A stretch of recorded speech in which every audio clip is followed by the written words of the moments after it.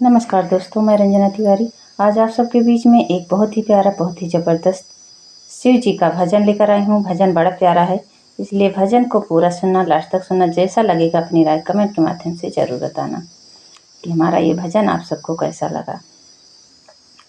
शंकर जिसे कहती पार्वती, मंगिया मत देना गमारों को।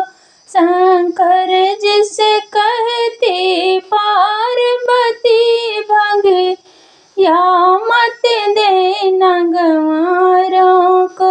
भंगिया मत देना गंवारों को, भंगिया मत देना गंवारों को।